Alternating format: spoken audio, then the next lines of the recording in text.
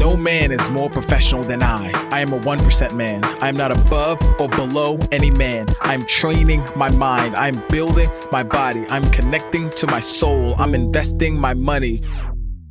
Welcome to the 1% Man Podcast. Let's go, go, go.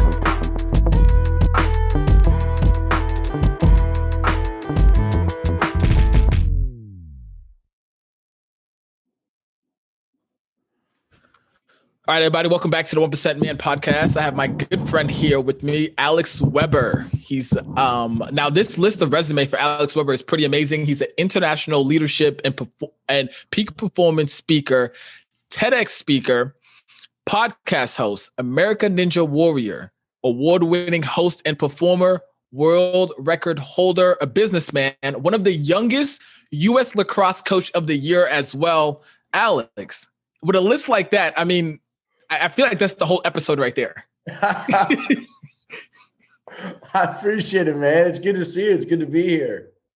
True. So I have to say, how does that feel when someone says all that and you know, like that's your resume? Do you ever get like fearful? You ever get excited, or how does it make you feel? That's an interesting, I don't know if I've ever thought about it. That's an interesting, I think once in a while, like kind of like a memory from those experiences will like flash through. But I think, and I'm sure we're all like this, it's so like eyes forward to the next thing that it's, you know, I do try to really enjoy those moments of them happening. But then it's like, that was yesterday. Let's keep going. You know? So you don't linger too long. I like it. Yeah. So before we dive into today's episode, I really want to ask you a few questions so we can get to know you a little better. We can just kind of, how do you say, you know, set the stage. So to begin, what is your favorite color and why?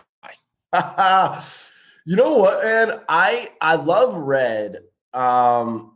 It's like fiery. And also I think, you know, just growing up, my high school, red was like our color. And I had so many like formative memories there.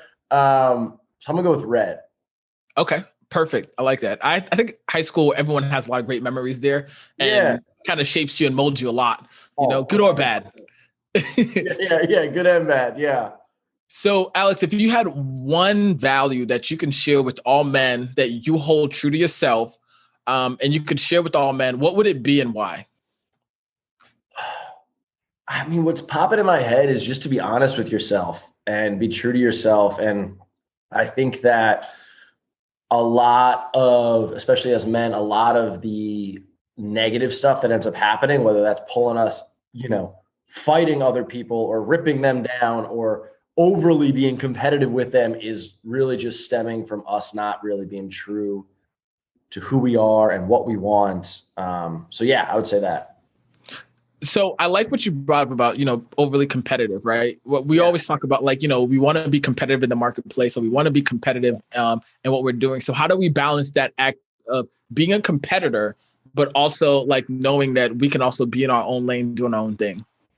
Yeah, I mean, my mind goes to sports a lot, and why it does is because I think sports make things so clear.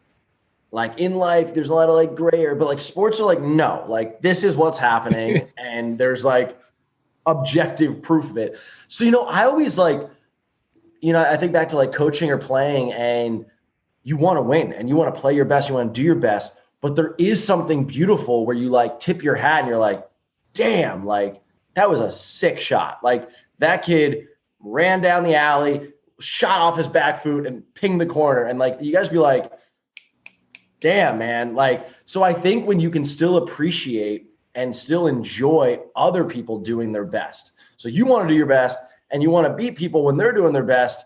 But I think it gets ugly when you either get jealous or you're trying to like tear down other people from doing their best. I like how you put that. So last question here is, if you had to choose another profession to be an expert in, what would it be and why? Professional athlete, 100%. I mean, I could do, maybe music. I'll go with, because I am thankful for American Ninja Warrior and that sports are still in my life. Music, I've always wanted it to be more in my life. And I do speaking now. And I'm like, gosh, like I always love some of the artists who have like almost like spoken word like rap or hip hop, or it's in all art forms. But like, I was like, damn, that would be pretty cool too. To just be able to talk about what you're passionate about and then just put like some fire music under it. Right. A nice beat. And also you get paid to do that too. Share your experiences, share what you like. Who's your favorite artist? I mean, now we're on this topic. I have to just got to know who's your favorite artist. You know what? Not my favorite, but I love this dude. And he's a little bit under the radar. His name is Dylan Owen, but and it's also like, I've listened to some of his tracks during really poignant times. For instance, he had this one song, Break Some Ice, that I played it at the World Cup of Lacrosse, and I would just loop that thing. So Dylan Owen, yeah. Love it. Okay, I'm about to check out Dylan Owen. I don't know who that is whatsoever. So, before we dive in, I do want to say, the biggest reason I had you come on was because I know we met at Tony's house, fitness guru, and we connected because you said something that was so interesting to me. And I usually ask my guests this question, like, hey, why should people listen to you? But the reason why you should listen to Alex today is because Alex decided he wanted to be a speaker. And a lot of times, we were talking about this for the show. A lot of men, we wait to get the expertise. We wait till we have all our ducks in a row. We have all the qualifications and certifications before we start. What pushed you to say, hey, I'm going to be a speaker? And what pushed you to say, you know what, I'm going to go do it? And you jumped out and you did it. I appreciate that, man. I do. It's, so I am thankful that I ask myself often, what do I want to do with my moments on earth? And then I've been very honest with that answer. So in college, it was, I was supposed to be going finance because I played college lacrosse and that was like the whole thing. But I knew that I wanted to do something different. And so I just shipped out to LA, started doing performing and just kind of went for it. And then similar with coaching, then similar with hosting. And then when it got to speaking, so that, I guess, pursuit of like deciding, all right, I want to become something and then just wholesale going for it. I've done that a few times. And I guess, for anyone listening, first to just demystify, like, whatever you want to do, you are capable of doing it. The commodities are simply the amount of time it takes and what that experience is like becoming it.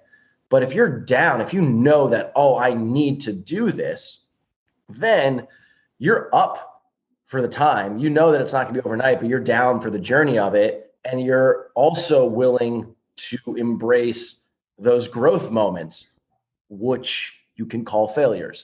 But yeah, that's the short answer. Something that you mentioned, which I get kind of heated on, not heated, but like I have a fiery passion for this. And I've gotten in some debates over the last year with people because I'll also work with athletes and top performers in business on basically how they're doing. So their mental and emotional side. And sometimes people will be like, well, you don't have any certificates to do that. Here's the thing.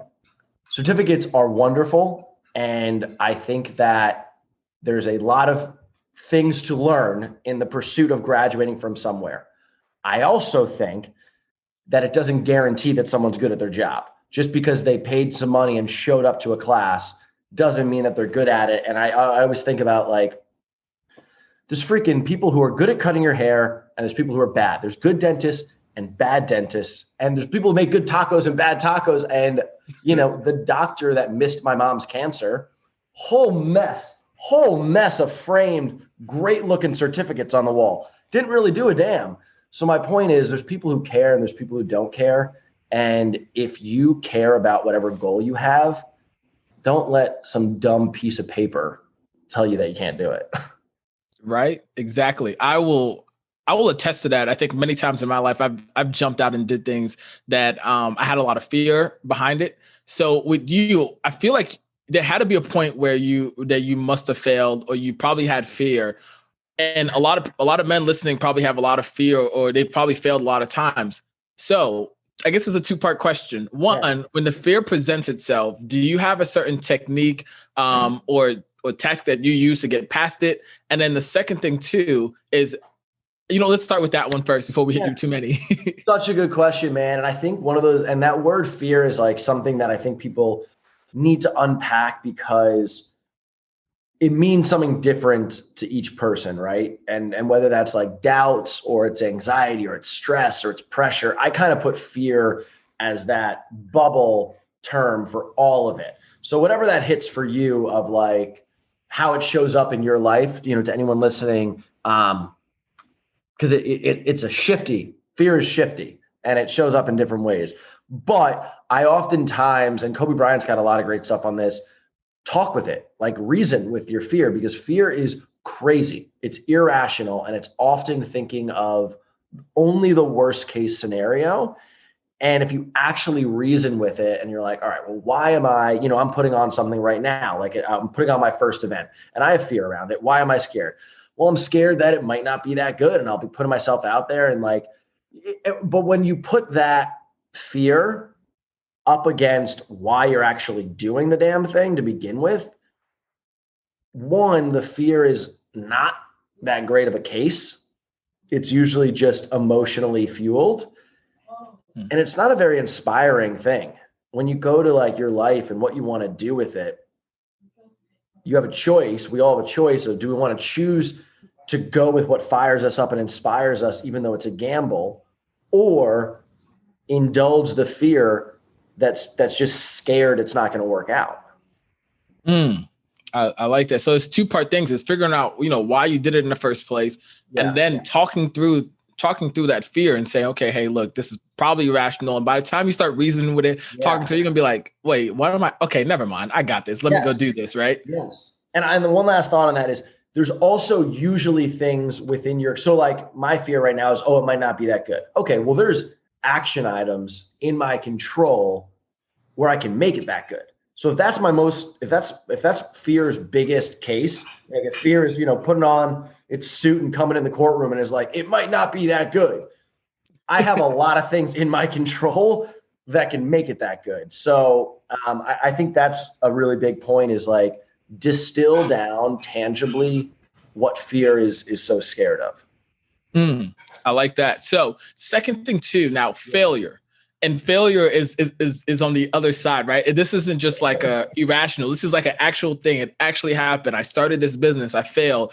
I tried out for the team. I failed. I tried to get this job. I failed. I went through a class and I failed. I went through that. I just went through a college class and failed at accounting. Just a horrible class. But I failed. So now getting back on the horse, how should we look at it, and how should we navigate, that frame of failure?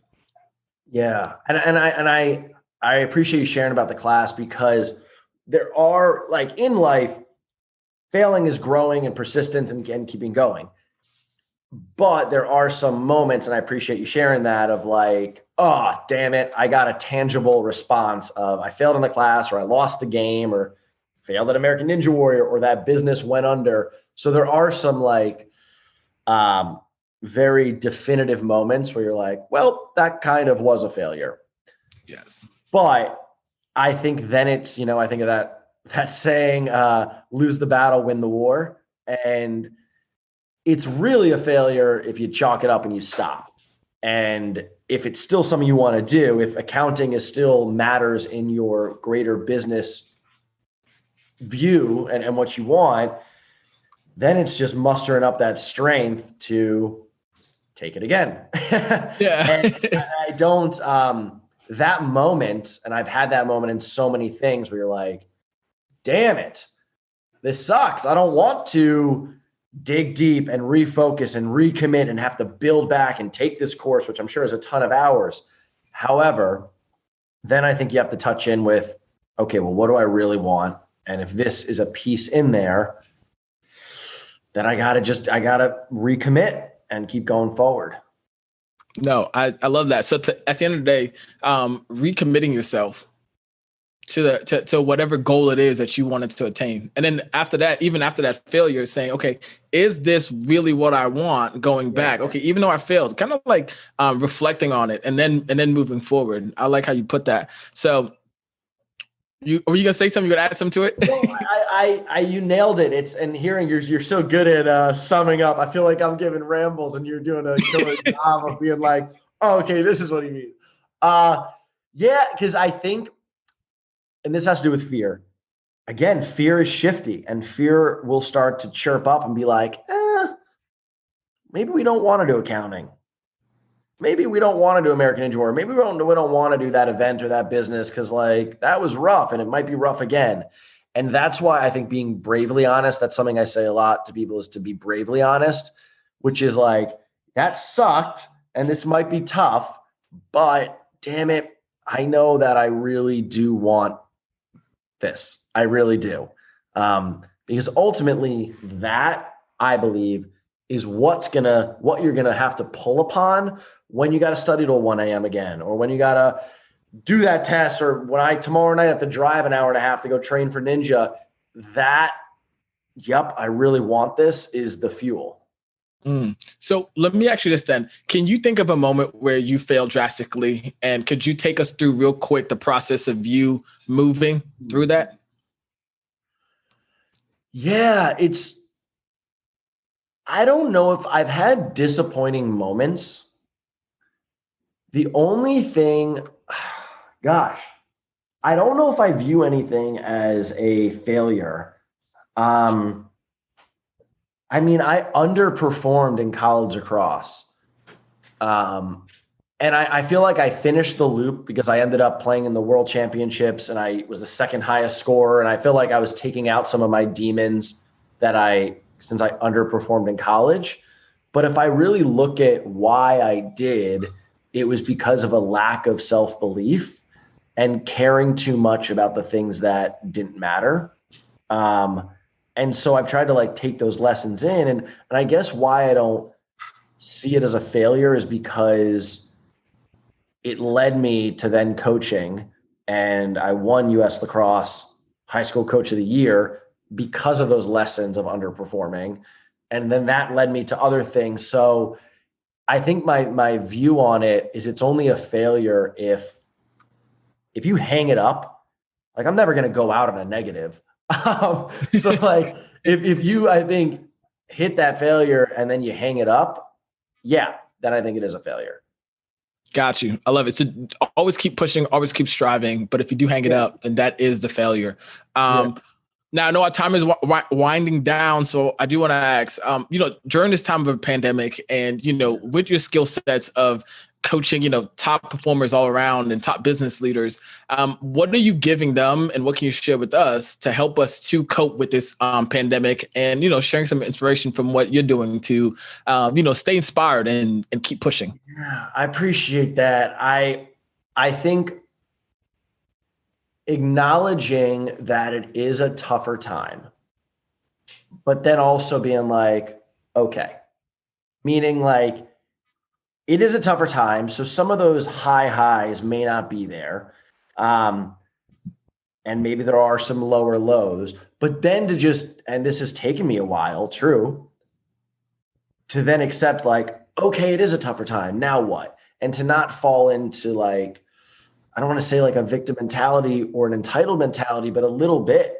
And to just, I think what it's done for me is just like, I was moving so fast and also loving it, like loving it. So like, I want all that stuff and the new version, whatever the new norm, all that, but like, hell yeah, I want to be back with people. Hell yeah, I want to be at sporting events. So like, I'm pumped for when it comes. However, in this time, I think it's just cause to like slow down a little bit and just really be where you are. So like there's a great mindfulness thing of be where your feet are and just kind of like drop into those moments. And the last thing I'll say is to find those outlets. So if there is something positive that you can kind of pour yourself into, whether that's spending more time with friends or family, however that looks, whether that's, yes, learning a positive skill or maybe trying a different thing in business, but just something positive to just pour that energy into.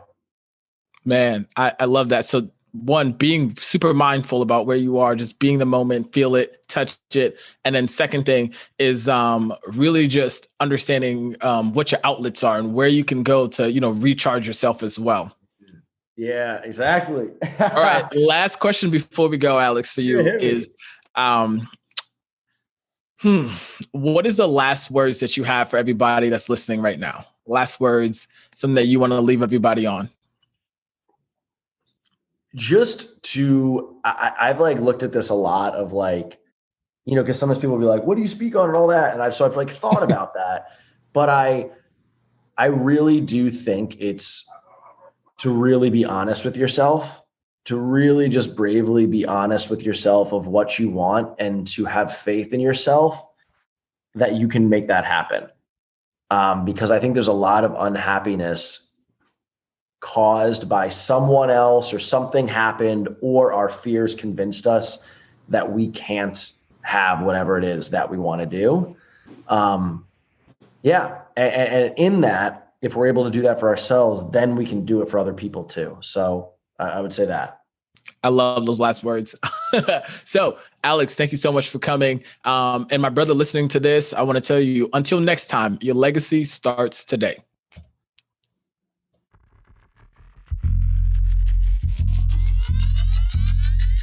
Thank you, my friend, for tuning into today's episode. This means so much to us over here at the 1% Man community. Now, we want to extend a hand of gratitude to you. So I have a free gift for you. All you have to do is go to www.the1percentman.com/podcast gift. This is an exclusive gift for listeners that tune into our podcast. So go over there, get that free gift as well. And now I have two simple acts of you. One, hit that subscribe button and leave us a comment and a 5-star review, because that helps us to see what you love about the podcast, and that helps us to bolster up in the rankings so more people can find us and listen to this pertinent information that we have for men of today's age. Last but not least, I want you to go back and listen to this podcast. Find just one thing that you can implement in your life today so you can move forward. Remember, progress over perfection. And till next time, my friend, your legacy starts today.